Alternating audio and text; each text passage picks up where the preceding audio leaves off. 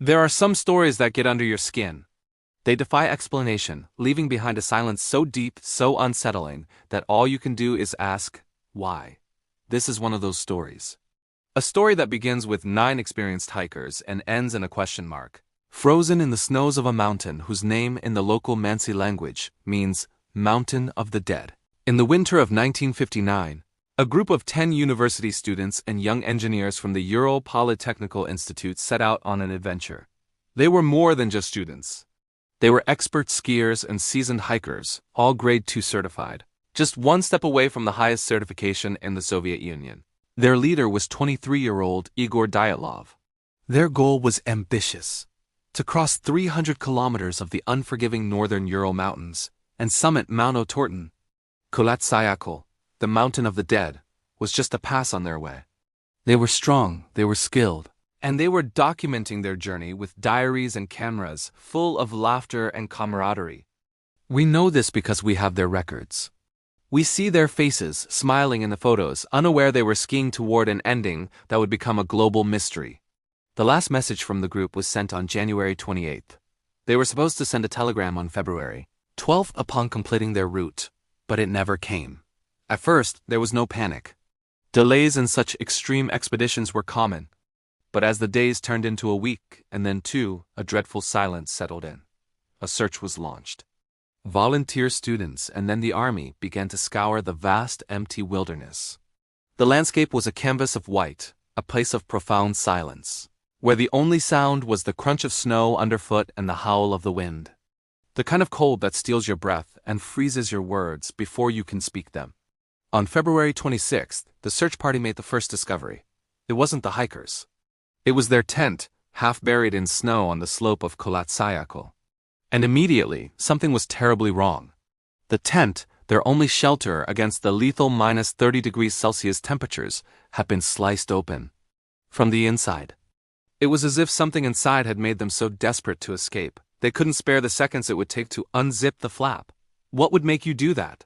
What would make you run from your only hope of survival? Outside the tent, a story was written in the snow. 9 sets of footprints, some from people wearing only socks or a single boot or completely barefoot, marched steadily downhill, away from the safety of the woods and into the open. They walked in an orderly line, not the frantic scattering you'd expect from a panicked flight. But they were fleeing something. Fleeing into a landscape that promised certain death. About a mile away, under a towering cedar tree at the edge of the forest, the searchers found the first 2 bodies, Yuri Krivonishenko and Yuri Doroshenko. They were stripped down to their underwear. Their hands were torn and bloody. The branches of the cedar tree above them snapped up to a height of 5 meters, as if they had been desperately trying to climb it. A small, hastily built fire lay extinguished nearby. But they hadn't died from the cold alone.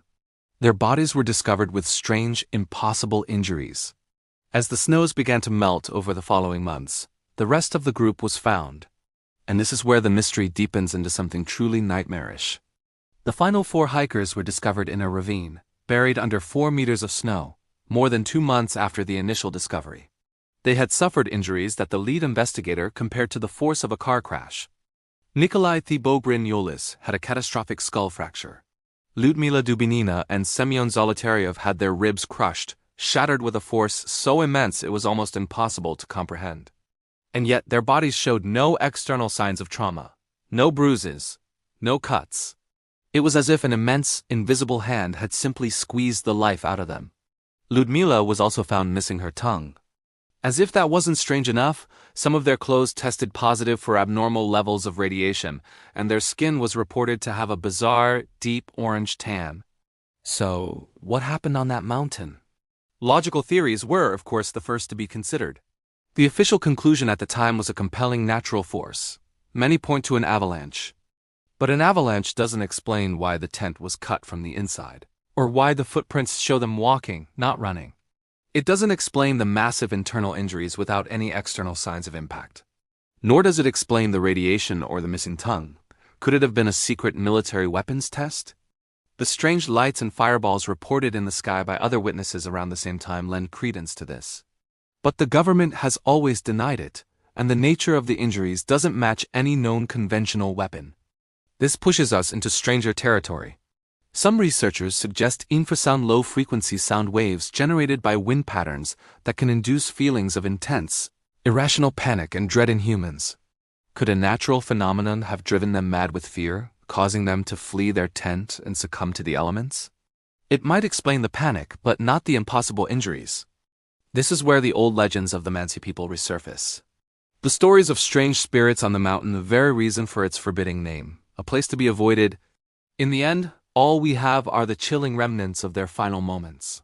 One of the last photographs recovered from their camera roll is a haunting blurry image taken in the dark. A strange, indistinct shape against the blackness, captured just before the end. The case files were sealed for decades, only adding to the speculation. We are left with the central, unanswerable question. What could cause 9 rational, experienced people to abandon their only shelter and walk barefoot into certain death? What were they so afraid of that the freezing night seemed a better alternative? We may never know. And perhaps that's the most terrifying part of all.